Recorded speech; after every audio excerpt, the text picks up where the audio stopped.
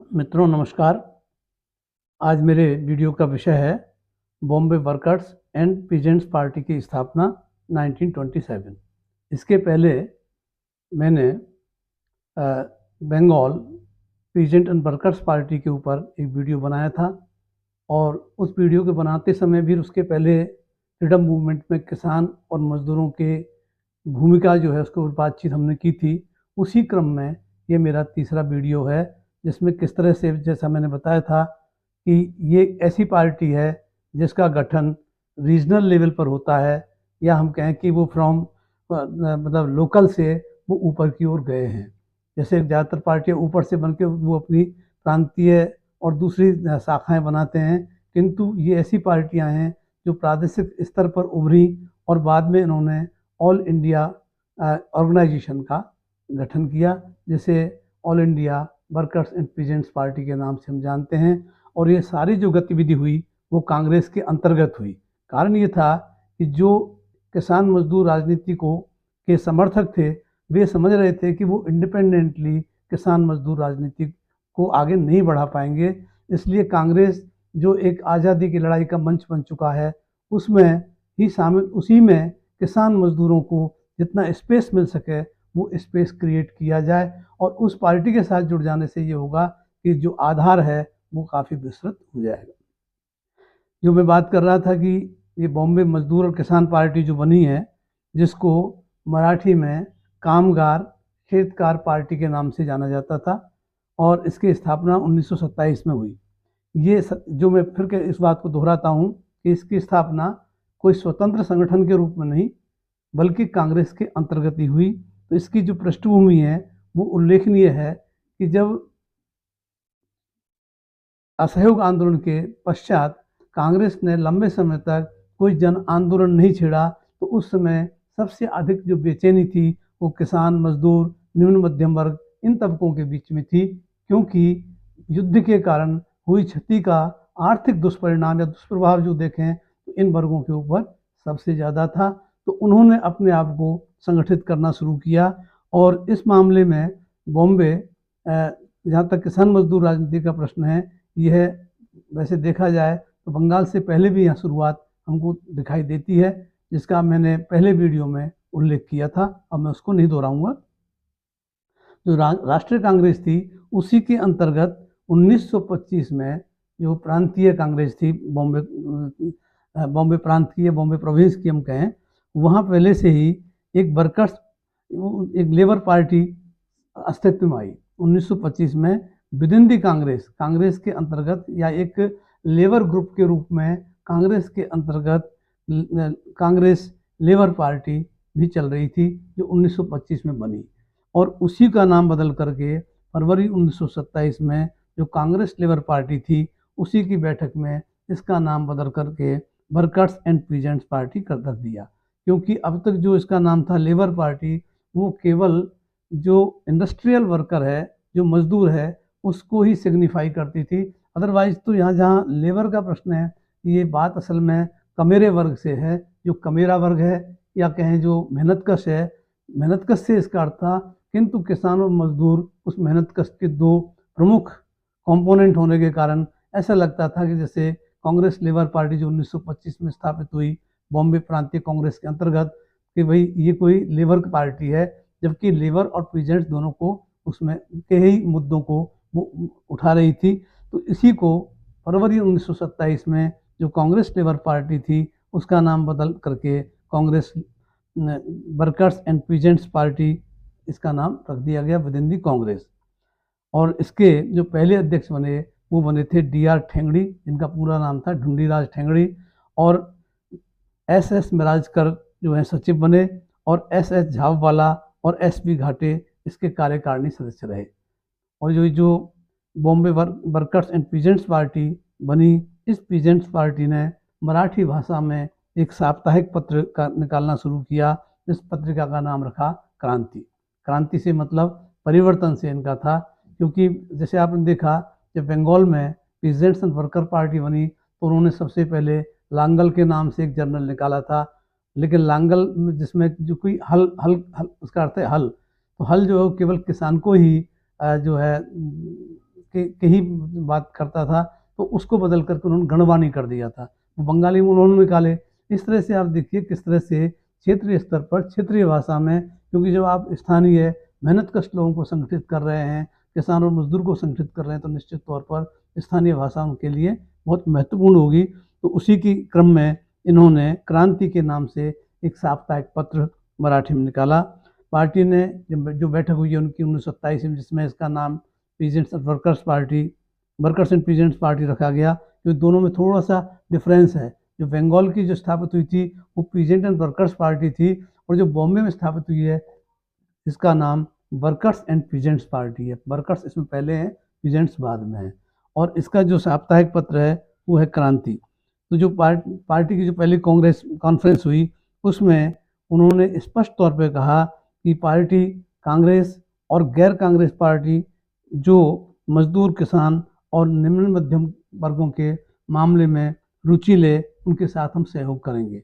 और उन्होंने ये भी कहा कि अब तक कांग्रेस और गैर कांग्रेस पार्टियों ने जो किसान, मजदूर और निम्न मध्यम वर्ग की उपेक्षा की है, वो उस पर अपनी असंतुष्टि व्यक्त की, ये उचित नहीं है। तो इन वंचित वर्गों के सामाजिक और राजनीतिक उत्थान के लिए इन वर्गों को कांग्रेस के अंदर ही संगठित करना अपना उद्देश्य वर्कर्स एंड पीजेंट पार्टी ने बनाया।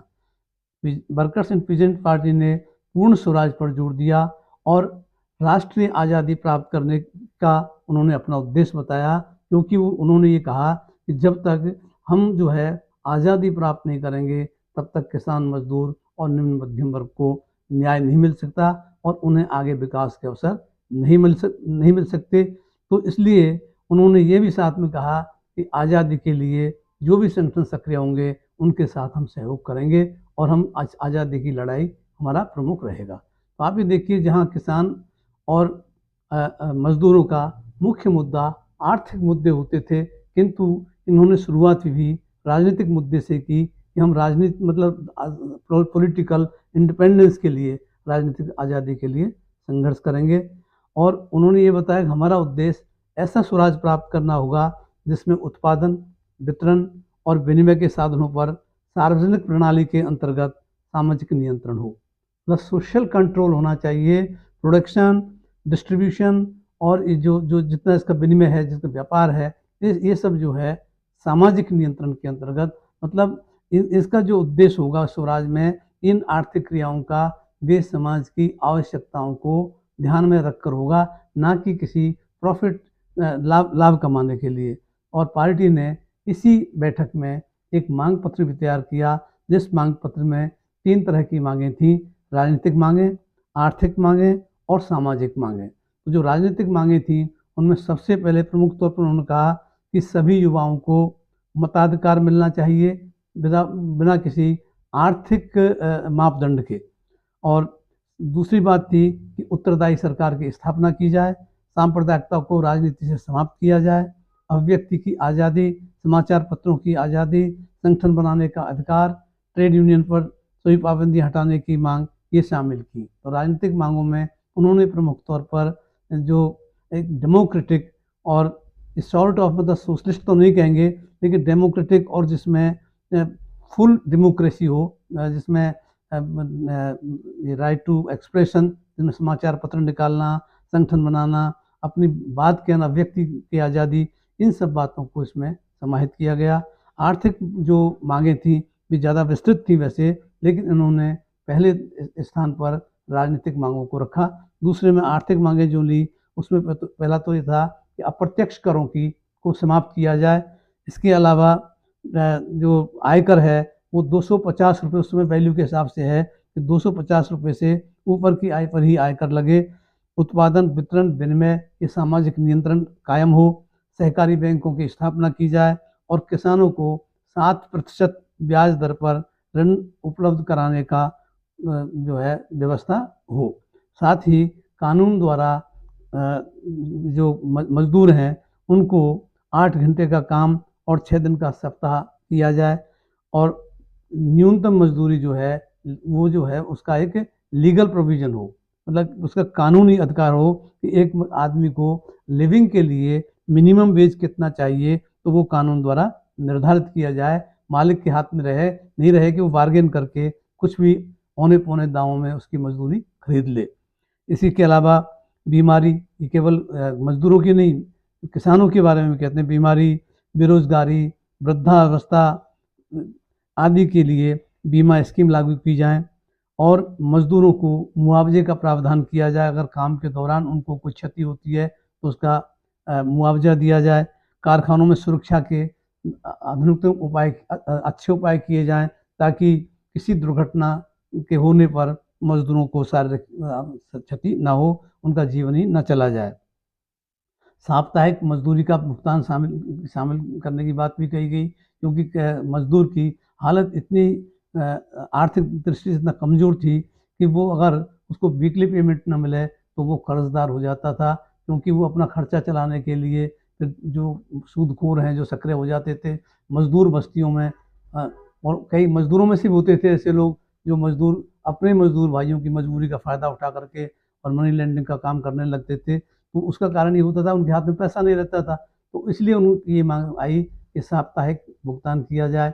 इसके अलावा जो आगे जो सामाजिक मांगे हैं उनमें खास तौर पर निरक्षरता की पूर्ण समाप्ति इन्होंने अपने मांग पत्र में रखी कि पूरी तरह से जो है इलिटरेसी को ख़त्म किया जाए। इसके अलावा 18 वर्ष की आयु तक के प्रत्येक बच्चे को निःशुल्क और अनिवार्य शिक्षा का प्रावधान हो। इसी प्रकार अस्पताल और स्वास्थ्य केंद्र स्थापित करने, निःशुल्क इलाज एवं मातृत्व लाभ देने, सफाई, स्वास्थ्य, शिक्षा का प्रबंध करने और प्रशिक्षण का प्रावधान, किसान मजदूरों को किराए पर उपयुक्त आवास उपलब्ध करवाना, खतरनाक व्यवसाय में महिलाओं को नहीं लगाने, 18 से कम आयु के लोगों को नौकरी में, मतलब उद्योग कारखाने की नौकरी में नहीं रखने, काम पर नहीं रखने के ये मांगे उन्होंने रखी। तो बॉम्बे जो वर्कर्स एंड पीजेंट्स पार्टी है उसने मजदूर, किसान और वंचित वर्गों के कार्यक्रम अपनाने के लिए ऑल इंडिया कांग्रेस कमेटी को भी सलाह दी, जो अपने एक उन्होंने प्रस्ताव पास करके एआईसीसी के पास ये भेजा कि एआईसीसी जो है अपने कार्यक्रमों में मजदूर, किसान और वंचित वर्गों के लिए भी कोई कार्यक्रम अपनाए उनके कल्याण के लिए।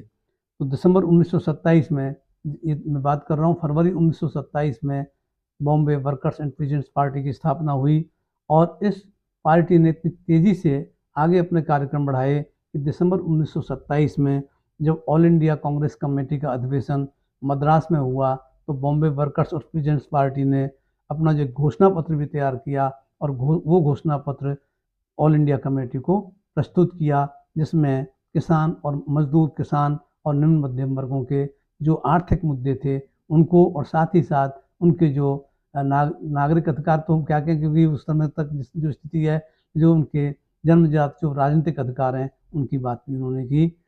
और ये जो पार्टी है, और वो सक्रिय तो वैसे तो जब 8 नवंबर 1927 को साइमन आयोग की घोषणा की गई थी, तो जब और दिसंबर में जब मद्रास में सत्र चल रहा था तो कांग्रेस में बड़ी राजनीतिक गहमा गहमी थी, क्योंकि जो साइमन कमीशन की नियुक्ति का जो आया आदेश, उसमें किसी भी भारतीय को उस आयोग में नहीं रखा गया था, जो 1919 के एक्ट का मूल्यांकन करके और भविष्य की के संविधान की व्यवस्था सजेस्ट करने के उद्देश्य से भेजा गया था।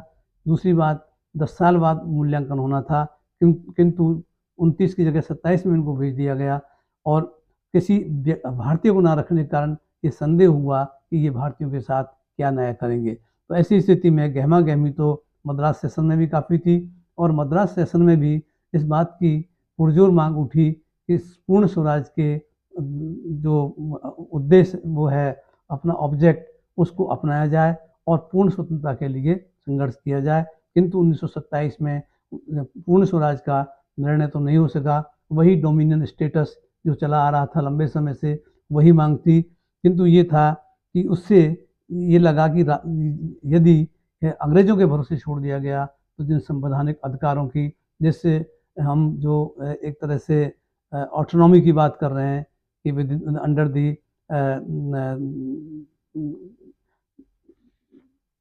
Crown we can get dominant status.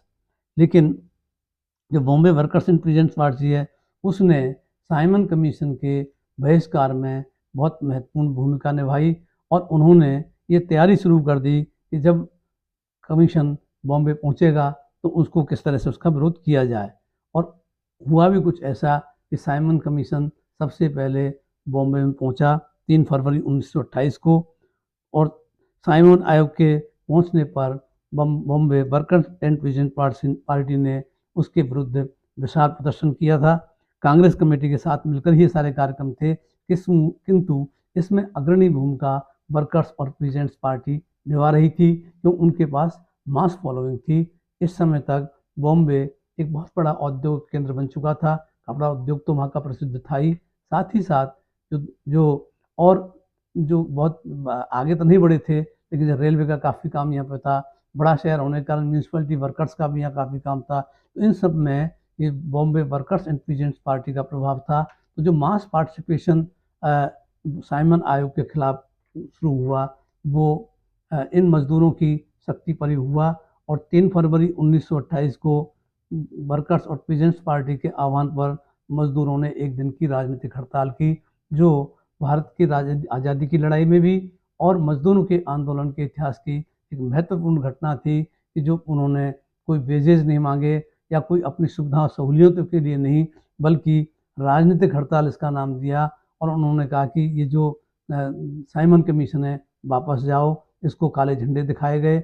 और इन साइमन कमीशन वापस जाओ के साथ साथ साइमन आयोग के सामने जो नारे लगाए थे, उसमें साइमन आयोग और साम्राज्यवाद मुर्दाबाद, पूर्ण आज़ादी लेके रहेंगे, राष्ट्रीय असेंबली कायम करो, सबको मताधिकार दो, जीवन यापन के अनुकूल न्यूनतम वेतन दो, 8 घंटे का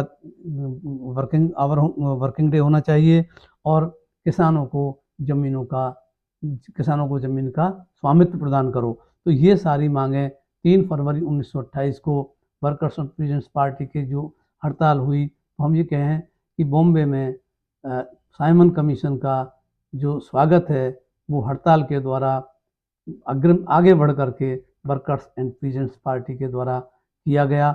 और इसका परिणाम ये हुआ कि जो जनता का जो विरोध था, उसको देखते हुए कमीशन बॉम्बे में रुका ही नहीं और जल्दबाजी में बॉम्बे छोड़कर वो दिल्ली चला गया।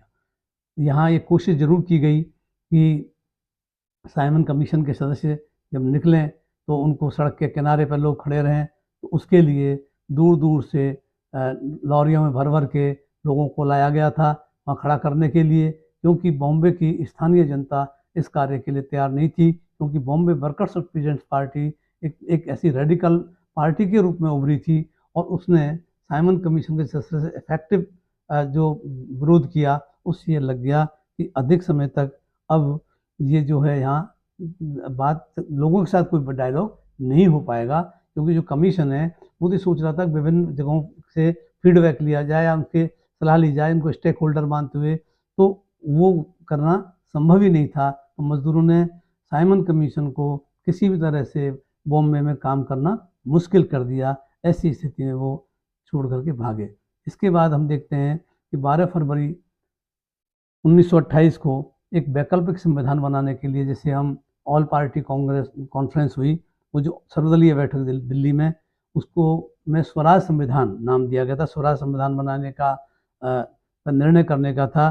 तो उस समय खास तौर पर बॉम्बे वर्कर्स और पीजेंट्स पार्टी ने एक ज्ञापन ऑल पार्टी कांग्रेस को भेजा और जिसमें ये कहा कि इसमें इस संविधान में पूर्ण आज़ादी की बात की जाए और साथ ही साथ किसान, मजदूर और निम्न मध्यम वर्गों के क्या अधिकार होंगे, हक और हुकूक होंगे, उनकी व्याख्या की जाए और साथ ही ऐसा कोई संविधान ना अपनाया जाए जो इन वर्गों के हित में ना हो। तो उन्होंने अपने हितों को सुरक्षित करने के लिए ऑल पार्टी कांग्रेस में भी अपना मेमोरेंडम भेजा। तो इस तरह से जो ये Bombay workers and peasant party है या बॉम्बे कामगार खेतकार पार्टी थी, इस पार्टी ने इफेक्टिवली जो किसान और मजदूर हैं उनको एक और तो संगठित किया और साथ ही साथ उनका पार्टिसिपेशन एक पॉलिटिकल मूवमेंट में टू अटेन इंडिपेंडेंस।